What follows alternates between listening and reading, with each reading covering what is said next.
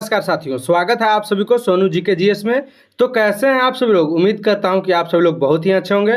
तो दोस्तों, आज के क्लास में हम लेकर आए हैं रेलवे ग्रुप डी 2026 के होने वाला एग्जाम 3 अगस्त पेपर के लिए आप सभी के लिए 50 बहुत ही महत्वपूर्ण प्रश्न जो कि आपका पेपर में सीधे पूछ सकता है। तो साथियों, आज का क्लास देखना न भूलें। आइए हम लोग चलते हैं, आज के क्लास को स्टार्ट करते हैं।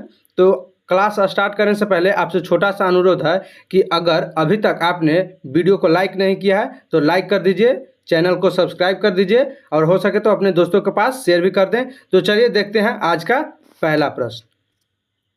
तो प्रश्न संख्या 1 कहता है दोस्तों, मानव शरीर में सबसे बड़ी श्वेत रक्त कोशिका यानी कि WBC कौन सी होती है? क्या दोस्तों कि मानव शरीर में सबसे बड़ी श्वेत रक्त कोशिका WBC कौन सी होती है दोस्तों? तो इसका उत्तर आप लोग कमेंट करके जरूर बताइएगा कि मानव शरीर के सबसे बड़ी श्वेत रक्त कोशिका कौन सी है। तो वो है दोस्तों मोनोसाइट। कौन सी है दोस्तों? मोनोसाइट। अगर हम लोग मोनोसाइट के बारे में बात करें दोस्तों, तो मोनोसाइट है जो कि WBC का सबसे बड़ी कोशिका है, यानी कि श्वेत रक्त कोशिका का सबसे बड़ी कोशिका है। यह शरीर में प्रवेश करने वाले बैक्टीरिया एवं मृत कोशिका को नष्ट करके प्रतिरक्षा प्रणाली को मजबूत करता है। क्या करता है? प्रतिरक्षा प्रणाली को मजबूत करता है दोस्तों। तो इसका सही जवाब हो जाएगा ऑप्शन नंबर बी। आइए देखते हैं प्रश्न संख्या 2 को। तो प्रश्न संख्या 2 कहता है दोस्तों कि निम्नलिखित में से कौन सा तत्व, क्या निम्नलिखित में से कौन सा तत्व सबसे अधिक अभिक्रियाशील अधातु है? क्या दोस्तों कि निम्नलिखित में से कौन सा तत्व सबसे अधिक अभिक्रियाशील अधातु है? तो हम लोग देख चुके हैं दोस्तों, निम्नलिखित कहने का मतलब होता है कि नीचे दिया गया, क्या नीचे दिए गए तत्वों में से कौन सा ऐसा तत्व है जो कि सबसे अधिक अभिक्रियाशील अधातु है? तो है दोस्तों फ्लोरीन, यानी कि option number see the right answer हो जाएगा। फ्लोरीन के बारे में बात करें दोस्तों, तो फ्लोरीन की विद्युत ऋणात्मकता सबसे अधिक होती है, इसलिए यह इलेक्ट्रॉन को सबसे अधिक आकर्षित करता है और सबसे अधिक अभिक्रियाशील अधातु माना जाता है। तो आइए देखते हैं प्रश्न संख्या 3 को। 3 कहता है कि किस भौतिक राशि की एसआई इकाई पास्कल है? क्या दोस्तों कि किस भौतिक राशि की एसआई इकाई पास्कल है दोस्तों? तो वो है दोस्तों दाब का। क्या दोस्तों? दाब का एसआई इकाई पास्कल होता है, यानी कि एसआई मात्रक दाब का पास्कल होता है। दाब के बारे में बात करें दोस्तों, तो दाब बराबर होता है बल बटा क्षेत्रफल। क्या होता है दोस्तों कि पीए बराबर होता है बल बटा क्षेत्रफल, यानी कि न्यूटन बटा मीटर स्क्वायर। क्षेत्रफल को मीटर स्क्वायर से सूचित करते हैं दोस्तों। तो यानी कि पास्कल बराबर हम लोग लिख सकते हैं दोस्तों कि 1 न्यूटन प्रति मीटर स्क्वायर। तो आप लोग याद रखिएगा दोस्तों कि 1 न्यूटन प्रति मीटर स्क्वायर बराबर होता है 1 पास्कल। तो आइए देखते हैं प्रश्न संख्या 4 को। तो प्रश्न संख्या 4 कहता है दोस्तों कि भारत छोड़ो आंदोलन कब प्रारंभ हुआ था? क्या दोस्तों कि भारत छोड़ो आंदोलन कब प्रारंभ हुआ था? तो इसका उत्तर आप लोग कमेंट करके जरूर बताइएगा कि भारत छोड़ो आंदोलन कब प्रारंभ हुआ था। तो दोस्तों 1942 में प्रारंभ हुआ था दोस्तों। तो 1942 में भारत छोड़ो आंदोलन के बारे में बात करें दोस्तों, तो भारत छोड़ो आंदोलन 8 अगस्त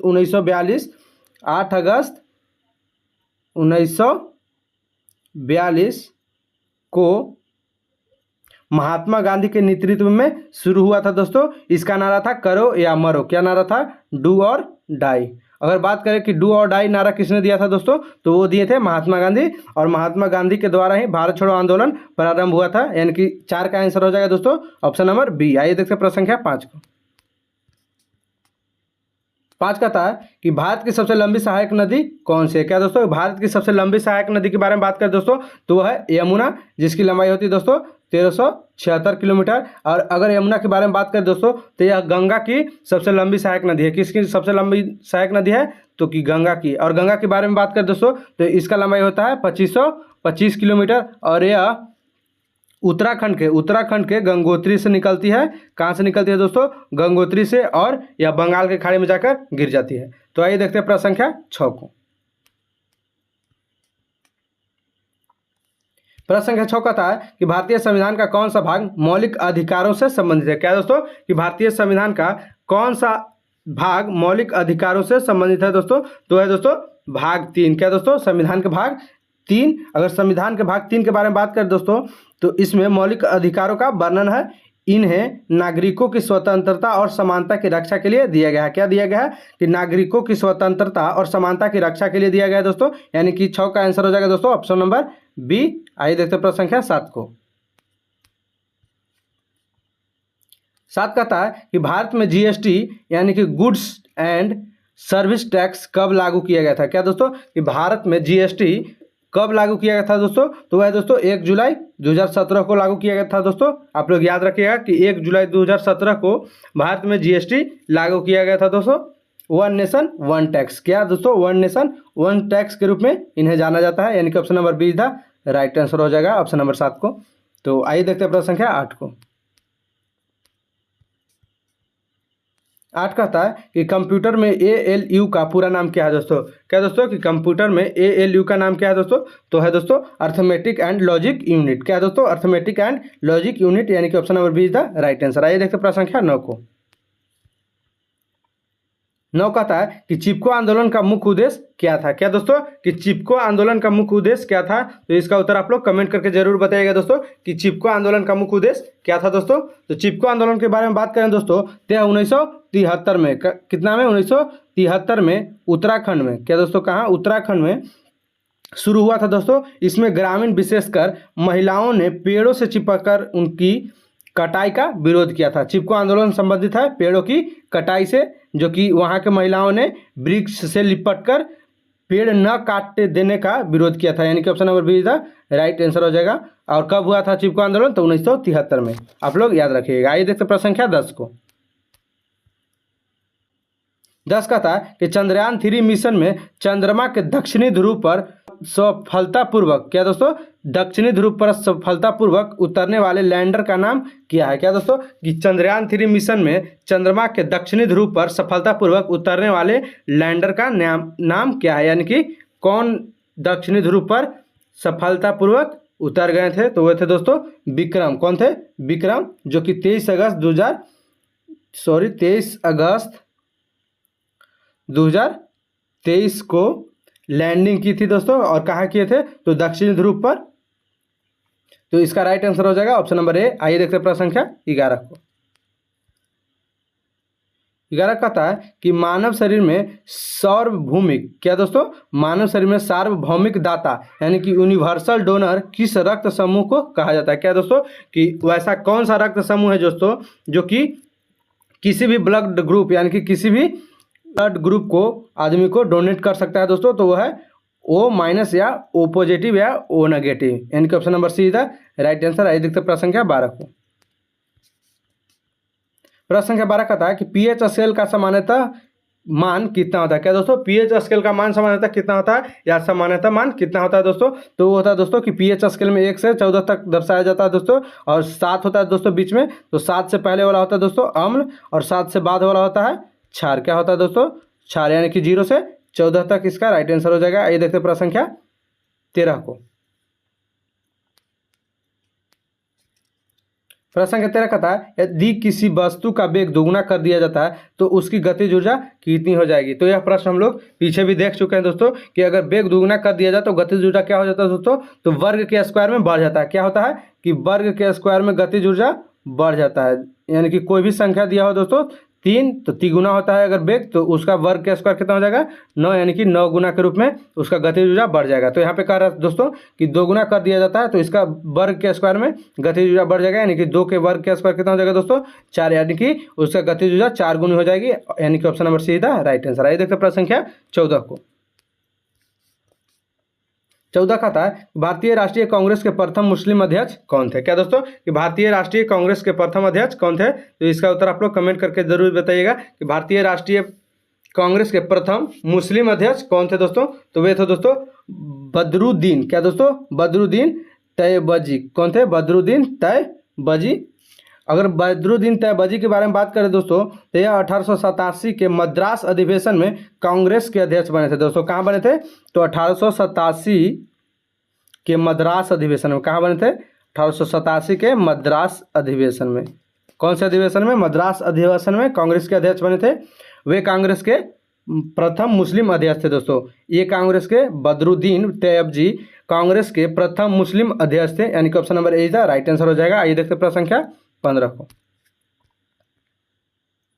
15 कहता है कि भारत का सबसे ऊंचा जलप्रपात यानी कि हाईएस्ट वाटरफॉल कौन सा है दोस्तों, तो बताइएगा आप लोग कि भारत का सबसे ऊंचा जलप्रपात कौन सा है दोस्तों, तो इसका उत्तर हो जाएगा दोस्तों कुंचिकल जलप्रपात, कुंचिकल जलप्रपात जो कि कर्नाटक में है। कहाँ है दोस्तों?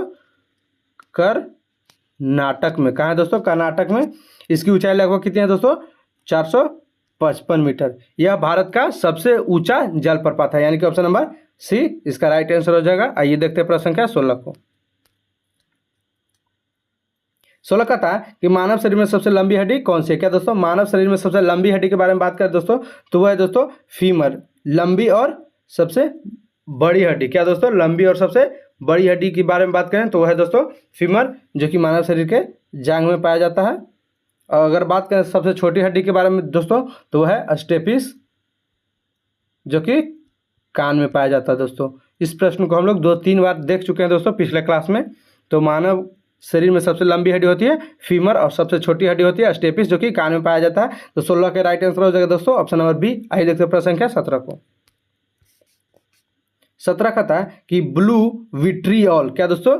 ब्लू विट्रियोल का रासायनिक नाम क्या है? तो आप लोग कमेंट करके जरूर बताइएगा दोस्तों कि ब्लू विट्रियोल किसे कहते हैं दोस्तों? तो वो कहते हैं दोस्तों कॉपर सल्फेट को। किसे कहते हैं? Copper sulphate. इसका सूत्र होता है दोस्तों CuSO4 × 5H2O। कितना होता है? CuSO4 × 5H2O, यानी कि option number A is the right answer हो जाएगा दोस्तों। आइए देखते हैं प्रश्न संख्या 18 को। 18 कहता है कि किस यंत्र से वायुमंडलीय दबाव मापा जाता है, यानी कि वायुमंडलीय दाब या दबाव मापा जाता है दोस्तों। तो इसका उत्तर आप लोग कमेंट करके जरूर बताइए कि वायुमंडलीय दाब किस यंत्र से मापा जाता है दोस्तों। तो वो होता है बैरोमीटर। क्या होता है? बैरोमीटर। अगर इसके बारे में बात करें दोस्तों, बैरोमीटर के बारे में बात करें तो इसका आविष्कार टोरिसेली कौन किए थे? टोरिसेली ने किए थे दोस्तों। इसका उपयोग मौसम का अनुमान लगाने में भी किया जाता है दोस्तों। बैरोमीटर का उपयोग मौसम का अनुमान लगाने में किया जाता है और इसका आविष्कार टोरिसेली, कौन से दोस्तों? टोरिसेली, यानी कि इसका option number B is the right answer हो जाएगा। आइए देखते हैं प्रश्न संख्या 19 को। प्रश्न संख्या 19 कहता है कि इनकलाब जिंदाबाद का प्रसिद्ध नारा किसने दिया था? क्या दोस्तों? इनकलाब जिंदाबाद का प्रसिद्ध नारा किसने दिया था दोस्तों? तो इसका उत्तर आप लोग कमेंट करके जरूर बताइएगा कि इनकलाब जिंदाबाद का प्रसिद्ध नारा किसने दिया था। तो वो दिए थे दोस्तों भगत सिंह ने, यानी कि option number B is the right answer हो जाएगा। आइए देखते हैं प्रश्न संख्या 20 को। 20 कहता है कि भारत में सबसे अधिक कॉफी का उत्पादन किस राज्य में होता है? क्या दोस्तों? कि भारत में सबसे अधिक कॉफी का उत्पादन किस राज्य में होता है दोस्तों? तो वो होता है दोस्तों कर्नाटक में, जो कि भारत के कुल कॉफी उत्पादन में 70% कॉफी उत्पादन करके देता है दोस्तों। कितना देता है? 70% कॉफी उत्पादन करके देता है भारत को, यानी कि option number C is the right answer हो जाएगा। आइए देखते हैं प्रश्न संख्या 21 को। 21 कहता है कि भारत के नियंत्रक एवं महालेख परीक्षक CAG की नियुक्ति कौन कराता है दोस्तों? तो यह प्रश्न हम लोग पिछले क्लास में देख चुके हैं दोस्तों कि CAG की नियुक्ति कौन कराता है दोस्तों? तो राष्ट्रपति कराते हैं। Option number B is the right answer हो जाएगा दोस्तों। CAG की नियुक्ति राष्ट्रपति कराते हैं और CAG सरकारी आय व्यय का ऑडिट करता है और उसकी रिपोर्ट संसद के सामने रखी जाती है। तो इसका उत्तर हो जाएगा दोस्तों ऑप्शन नंबर बी। आइए देखते हैं प्रश्न संख्या 22 को। 22 कहता है कि रेपो रेट किस संस्था द्वारा निर्धारित की जाती है दोस्तों? तो रेपो रेट के बारे में बात करें दोस्तों तो ये RBI बैंक द्वारा जारी की जाता है दोस्तों। अगर रेपो रेट बढ़ता है तो बैंक का ऋण बढ़ जाता है, अगर रेपो रेट घटता है तो बैंक का ऋण घट जाता है, यानी कि option number B is the right answer. आइए देखते हैं प्रश्न संख्या 23 को। 23 कहता है कि प्रोजेक्ट टाइगर भारत में कब शुरू किया गया था? क्या दोस्तों? कि प्रोजेक्ट टाइगर भारत में कब शुरू किया गया था दोस्तों? तो यह 1973 में दोस्तों, यानी कि ऑप्शन नंबर ए हो जाएगा जो इसका सही उत्तर हो जाएगा दोस्तों। अगर प्रोजेक्ट टाइगर के बारे में बात करें दोस्तों तो इसका उद्देश्य था भारत में बाघों की घटती संख्या को बचाना। क्या? बाघों की घटती संख्या को बचाना। इसकी शुरुआत जिम कॉर्बेट राष्ट्रीय उद्यान से हुई थी दोस्तों। कहाँ से हुई थी? जिम कॉर्बेट राष्ट्रीय उद्यान, जो कि कहाँ है दोस्तों? तो वह है उत्तराखंड में। कहाँ है? उत्तराखंड में। आइए देखते हैं प्रश्न संख्या 24 को। प्रश्न संख्या 24 कहता है कि एक बाइट में कितने बिट्स होते हैं? क्या दोस्तों? ये कंप्यूटर का प्रश्न है कि एक बाइट में कितने बिट्स होते हैं दोस्तों? तो वो होते हैं 8 बिट्स होते हैं, यानी कि option number B is the right answer. 8 bits बराबर होते हैं 1 बाइट। तो आइए देखते हैं प्रश्न संख्या 25 को। 25 कहता है कि भारत का पहला उपग्रह आर्यभट्ट किस वर्ष प्रक्षेपित किया गया था? क्या दोस्तों? भारत का पहला उपग्रह आर्यभट्ट किस वर्ष प्रक्षेपित किया गया था? तो वो दोस्तों 1975 में। क्या दोस्तों? 1975 में प्रक्षेपित किया गया था। अगर आर्यभट्ट के बारे में बात करें दोस्तों, उपग्रह आर्यभट्ट के बारे में बात करें तो आर्यभट्ट भारत का पहला उपग्रह था दोस्तों। कौन था पहला उपग्रह? और इसे 19 अप्रैल, क्या दोस्तों, 19 अप्रैल 1975 को सोवियत संघ से प्रक्षेपित किया गया था। कहाँ से किया गया था? सोवियत संघ से।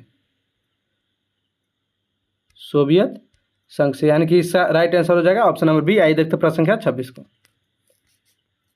26 का था कि मानव शरीर में सबसे बड़ी ग्रंथि कौन सी है दोस्तों? तो मानव शरीर में सबसे बड़ी ग्रंथि कौन सी है दोस्तों? यह प्रश्न आप लोग पीछे देख चुके हैं दोस्तों कि मानव शरीर में सबसे बड़ी ग्रंथि कौन होती है? तो होता है दोस्तों यकृत, यानी कि option number B is the right answer. इसका वजन होता है दोस्तों 2.5 kg। यहाँ पड़ी यूरिन का निर्माण होता है, यकृत में ही होता है दोस्तों। यूरिन का निर्माण कहाँ होता है? तो यकृत में होता है दोस्तों, आप लोग याद रखिएगा। तो आइए देखते हैं प्रश्न संख्या 27 को। 27 का था कि संगमरमर यानी मार्बल का मुख्य रासायनिक घटक क्या है दोस्तों? तो इसका मुख्य रासायनिक घटक है कैल्शियम कार्बोनेट। क्या है? कैल्शियम कार्बोनेट, यानी कि option number A is the right answer. आइए देखते हैं प्रश्न संख्या 28 को।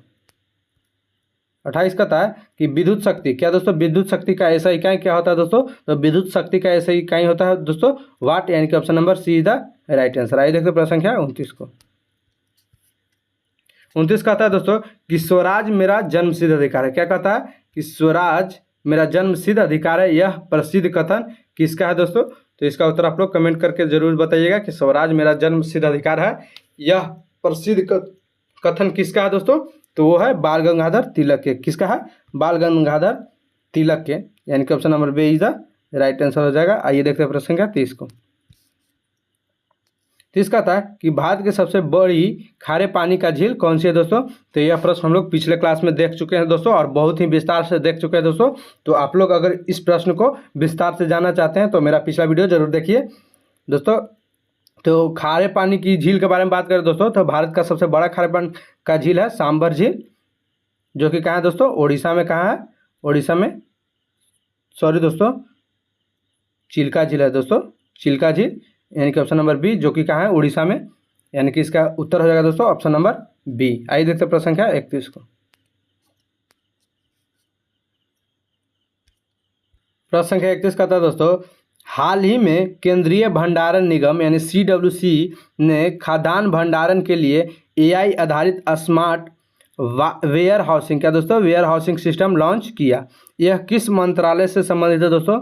तो यह है दोस्तों कि उपभोक्ता मामले, खाद्य एवं सार्वजनिक वितरण मंत्रालय से संबंधित है दोस्तों, यानी कि इसका आंसर ऑप्शन नंबर बी हो जाएगा। आइए देखते हैं प्रश्न संख्या 32 को। अगर आप लोग को इस क्लास का PDF चाहिए दोस्तों तो मेरा नंबर 95, क्या दोस्तों, 9546110514 पर आप लोग मैसेज करिएगा दोस्तों। अगर आपको क्लास का PDF चाहिए तो वहाँ पे हम लोग उपलब्ध करा देंगे। तो आइए दोस्तों प्रश्न संख्या 32 क्या कहता है? कहता है हाल ही में गवर्नमेंट मार्केट प्लेस यानी GEM ने किस संस्था के साथ MOU किया? क्या दोस्तों? MOU किया। तो इसका राइट आंसर हो जाएगा दोस्तों CSCE governance service India limited, यानी कि option number B is the right answer. आइए देखते हैं प्रश्न संख्या 33 को। तो प्रश्न संख्या 33 कहता है कि हाल ही में अपेडा ने कश्मीर की चेरी और प्लम का पहला निर्यात किस देश को कराया? क्या दोस्तों? कश्मीर की चेरी और प्लम का पहला निर्यात किस देश को कराया दोस्तों? तो वह है दोस्तों सिंगापुर से। कहाँ दोस्तों? सिंगापुर से, यानी कि option number B is the right answer हो जाएगा। आइए देखते हैं प्रश्न संख्या 34 को। प्रश्न संख्या 34 है दोस्तों कि हाल ही में CCPA ने डार्क पैटर्न मामले के किस एयरलाइन पर जुर्माना लगाया? क्या दोस्तों? डार्क पैटर्न मामले में किस एयरलाइन पर जुर्माना लगाया था दोस्तों? तो वह है दोस्तों स्पेस जीट। क्या दोस्तों? स्पेस जीट, यानी कि option number see the right answer. आइए देखते हैं प्रश्न संख्या 35 को। प्रश्न संख्या 35 का था कि हाल ही में माई भारत कार्यक्रम किस क्षेत्र से संबंधित है? तो वह है दोस्तों कि युवा नेतृत्व एवं स्वयं सेवा। क्या दोस्तों? युवा नेतृत्व एवं स्वयं सेवा से संबंधित है दोस्तों, यानी कि option number B is the right answer. आइए देखते हैं प्रश्न संख्या 36 को। 36 का था कि हाल ही में भारत टैक्सी सरकारी मॉडल पर किसके द्वारा लॉन्च की गई थी? क्या दोस्तों? कि हाल ही में भारत टैक्सी सहकारी मॉडल पर किसके द्वारा लॉन्च की गई? तो है दोस्तों अमित शाह के द्वारा क्या दोस्तों, अमित शाह के द्वारा भारत टैक्सी ड्राइवर स्वामित्व वाले सरकारी मॉडल पर आधारित टैक्सी सेवा उपलब्ध कराया गया दोस्तों, यानी कि option number B is the right answer. आइए देखते हैं प्रश्न संख्या 37 को। प्रश्न संख्या 37 का था कि हाल ही में prime minister family care tracker यानी कि PMFCT का उद्देश्य क्या है दोस्तों? तो है दोस्तों सरकारी लाभार्थियों की ट्रैकिंग और सेवा वितरण देना है, यानी कि option number B is the right answer हो जाएगा। आइए देखते हैं प्रश्न संख्या 38 को। प्रश्न संख्या 38 का था कि हाल ही में कौन सा देश इंटरनेशनल बिग कैट एलियंस का 27वां सदस्य बना? किसका दोस्तों? इंटरनेशनल बिग कैट एलियंस का 27वां सदस्य कौन सा देश बना दोस्तों? वो है दोस्तों बांग्लादेश। कौन सा देश? बांग्लादेश, यानी कि option number C is the right answer. आइए देखते हैं प्रश्न संख्या 39 को। प्रश्न संख्या 39 का दोस्तों 39 का था हाल ही में तिरुवनंतपुरम मेट्रो की DPR किस संस्था ने तैयार की? क्या दोस्तों? तिरुवनंतपुरम यानी यह केरल में पाया जाता नहीं, सॉरी, तिरुवनंतपुरम है जो कि केरल का एक सिटी है, यानी कि वहाँ का राजधानी है। तो तिरुवनंतपुरम मेट्रो की DPR किस संस्था ने तैयार किया था दोस्तों? तो है दोस्तों DMRC। कौन थे? DMRC, यानी कि option number see the right answer. आइए देखते हैं प्रश्न संख्या 40 को, और यह करंट का लास्ट प्रश्न है दोस्तों। इस क्लास में हम लोग 10 करंट और 30 GK और GS से और 5 मैथ और 5 रीजनिंग का क्वेश्चन देखने वाले हैं दोस्तों। तो प्रश्न संख्या 40 का था कि हाल ही में डैम सेफ्टी रिहैबिलिटेशन प्रोग्राम किससे संबंधित है दोस्तों? तो वह दोस्तों बाघों की सुरक्षा और आधुनिकीकरण से, यानी कि option number B is the right answer हो जाएगा दोस्तों। अब आइए देखते हैं, हम लोग बढ़ते हैं प्रश्न संख्या 41 यानी कि मैथ की ओर। तो प्रश्न संख्या 41 का था दोस्तों एक दुकानदार किसी वस्तु को 20% छूट देकर 1920 रुपये में बेचता है। यदि उसने वस्तु पर 25% लाभ कमाया हो तो वस्तु का अंकित मूल्य कितना होगा? तो दोस्तों अगर ऐसा प्रश्न पूछे तो आप लोग सीधे अंकित मूल्य को निकाल दीजिएगा। तो अंकित मूल्य यानी कि मार्केट प्राइस कैसे निकलेगा दोस्तों? तो हम लोग क्या करते हैं कि 920 रुपया ही है जो कि 20% छूट देकर और बेचा गया है। 20% छूट देकर 1920 रुपये में बेचा गया दोस्तों। तो हम लोग के पास कितना बच गया? 80% बटा 100, यानी कि 80 ही भाग है जो कि हम लोग 1920 रुपये में बेचे हैं। तो 80 बटा 100, सॉरी 100 बटा 80, सॉरी 100 बटा 80। तो हम लोग इसको काट लेंगे, कैलकुलेशन करेंगे दोस्तों। तो इसका कैलकुलेशन 2400 आता है, यानी कि option number B is the right answer हो जाएगा। आइए देखते हैं प्रश्न संख्या 42 को। प्रश्न संख्या 42 का था कि ए किसी कार्य को 18 दिन में और बी उसी कार्य को 24 दिन में पूरा करता है। तो दोनों मिलकर 7 काम शुरू किया, लेकिन 6 दिन बाद एक काम छोड़ देता है। शेष कार्य बी अकेले कितने दिन में पूरा करेगा दोस्तों? तो ऐसा प्रश्न पूछे तो हम लोग पहले दोनों का एलसीएम निकाल लेते हैं। तो दोनों का एलसीएम हो जाएगा कितना दोस्तों? 18 और 24 का एलसीएम की बात करें तो दोस्तों हो जाता है 72। तो हम लोग पहले ए के एक दिन का कार्य निकालेंगे दोस्तों। तो ए के एक दिन का कार्य कितना हो जाएगा? 18 चौक 72, यानी कि 4 हो जाएगा दोस्तों। तो 6 दिन का कितना हो जाएगा? 6 चौक 24 हो जाएगा दोस्तों। अब फिर बात करते हैं कि बी के कितना हो जाएगा दोस्तों? तो बी के एक दिन का कार्य हो जाएगा 3, और बी के 6 दिन का कार्य की बात करते हैं तो 6 3 18 हो जाएगा दोस्तों। अब ये दोनों को हम लोग जोड़ लेंगे दोस्तों। क्या कर लेंगे? जोड़ लेंगे दोस्तों। तो कितना हो जाएगा? 8 4 12 के 2 और 2 1 3 1 4, यानी कि 42 कार्य को कर देता है पूरा दोस्तों। और कुल टोटल कार्य कितना हुआ? 72। और अगर 72 में से 42 घटाते हैं दोस्तों तो वो हो जाता है 30। और एक दिन का कार्य है दोस्तों बी का 3, यानी कि 30 बटा 3, यानी कि 10 दिन में। क्या दोस्तों? 10 दिन में पूरा करेगा शेष कार्य को बी अकेले 10 दिन में पूरा करेगा दोस्तों, यानी कि यहाँ पे ऑप्शन बिल्कुल गलती दिया गया है। तो इसका आंसर हो जाएगा दोस्तों 10 दिन। तो आइए देखते हैं प्रश्न संख्या 43 को। प्रश्न संख्या 43 का था दोस्तों कि पी क्यू का भाई है। क्या दोस्तों? पी है जो कि क्यू का भाई है दोस्तों, और आर है जो कि पी की माँ है। क्या दोस्तों? आर है जो कि पी की माँ है, और ये दोनों क्या है दोस्तों? भाई, यानी कि ये हो गया दोस्तों कि ये दोनों का पुत्र हो गया दोस्तों। और एस है जो आर का पति है। क्या दोस्तों? एस है जो कि आर का पति है। तो टी एस का क्या दोस्तों? टी एस का पिता है। क्या है? टी है जो एस का पिता है दोस्तों। तो टी और क्यू का संबंध क्या दोस्तों? ये दोनों में तो बाप बेटा का हो गया। और ये इसका एस का जो टी है जो पिता है, तो पिता का पिता यानी कि क्या हो गया दोस्तों? पिता का पिता यानी कि पोता से संबंधित हो गया ना दोस्तों, यानी कि पोता और दादा का रिश्ता होगा, यानी कि option number A is the right answer. आइए देखते हैं प्रश्न संख्या 44 को। तो प्रश्न संख्या 44 का था दोस्तों कि 5 मित्र ए बी सी डी और ई एक पंक्ति में बैठे हैं। क्या दोस्तों? कि 5 मित्र ए बी सी डी और ई एक पंक्ति में बैठे हैं। तो कहता है ए बी के बाईं ओर है। क्या दोस्तों, ए बी के बाईं ओर है और सी सबसे दाईं ओर बैठी है। क्या दोस्तों, कि सी सबसे दाईं ओर। तो हम लोग देख लेंगे दोस्तों कि सबसे दाईं और सबसे बाईं कौन है, और ई सबसे बाईं ओर है। और बात करें कि ए बी के बाईं ओर है और डी है जो कि ए और बी के बीच में है। तो ए हो जाएगा यहाँ पर ही दोस्तों, और डी हो जाएगा बीच में, और बी हो जाएगा यहाँ, यानी कि बीच में कौन होगा दोस्तों, तो ई और ए, बी और सी, यानी कि डी हो जाएगा जो कि सबसे बीच में बैठा होगा दोस्तों, यानी कि option number C is the right answer. आइए देखते प्रश्न संख्या 45 को। प्रश्न संख्या 45 कहता है कि 8 छात्रों का औसत अंक कितना है, 64 है। क्या दोस्तों, 8 छात्रों का औसत अंक है जो कि 64 है दोस्तों।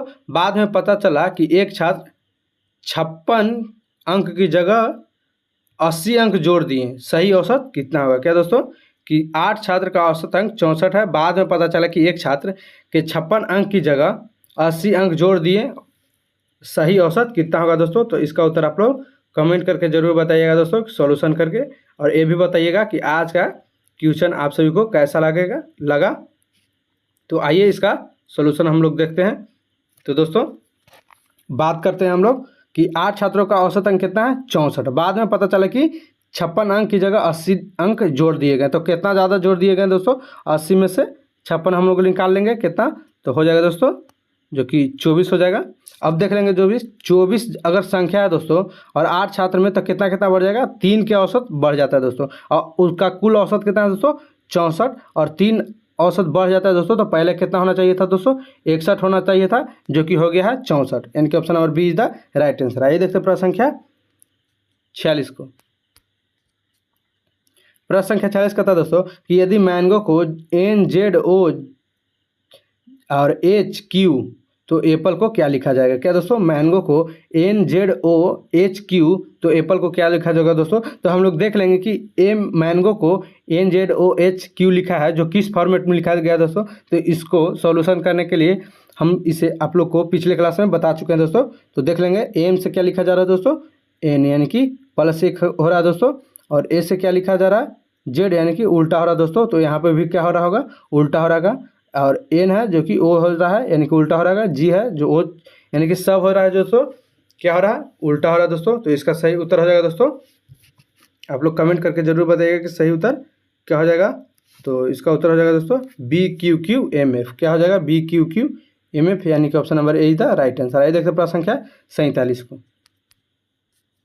47 कहता है कि एक व्यक्ति 15 किलोमीटर उत्तर की दिशा में चलता है दोस्तों। 15 किलोमीटर उत्तर की दिशा में, यानी कि प्रारंभिक बिंदु यहाँ से 15 किलोमीटर उत्तर की दिशा में चलते हैं, फिर दाएं मुड़कर फिर दाएं मुड़कर 12 किलोमीटर चलता है दोस्तों, फिर बाएं मुड़कर 15 किलोमीटर चलता है दोस्तों। अब वह प्रारंभिक स्थान से किस दिशा में दोस्तों, तो प्रारंभिक बिंदु यहाँ था दोस्तों, तो ये है ईस्ट दिशा में, यानी कि पूर्व दिशा में। Option number C is the right answer हो जाएगा। ये देखते प्रश्न संख्या 48 को। 48 कहता है कि ए बी का भाई है। क्या दोस्तों, ए बी है जो कि भाई है, और सी है जो एक की माँ है, और डी है जो कि सी का पिता है, दोस्तों।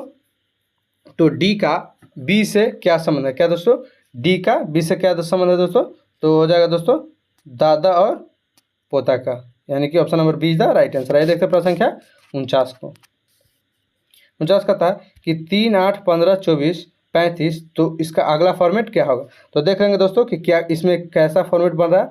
तो 3 में क्या जोड़ रहे हैं दोस्तों, 5 तो 8 बन जा रहा है, 8 में कितना जोड़ रहे हैं, 7 तो 15 बन जा रहा है, 15 में अगर 9 जोड़ते हैं तो 24 बन रहा है, 24 में 11 जोड़ते हैं तो 35 बन रहा है। और अगर 35 में हम जो लोग जोड़ देते हैं दोस्तों 11, 2, 13, तो कितना हो जाएगा दोस्तों, 48, यानी कि option number B is the right answer. आइए देखते हैं प्रश्न संख्या 50 को, और यह आज का लास्ट प्रश्न है दोस्तों। तो आप लोग कमेंट करके जरूर बताइएगा कि आज का क्लास आप सभी को कैसा लगा और आज का प्रश्न कैसा था दोस्तों, ये आप लोग कमेंट करके बताइएगा। और अगर इस क्लास का PDF आप लोग को चाहिए दोस्तों, तो मेरा नंबर 9546110514 पर मैसेज करिएगा दोस्तों कि सर हमें PDF चाहिए। तो आइए देखते प्रश्न संख्या 50 को। कहता है कि ओड 1 आउट, यानी कि विषम को छाड़ देना है दोस्तों। तो कहता है कि किलोग्राम, मीटर, सेकंड और लीटर, इसमें से कौन है जो कि विषम है दोस्तों।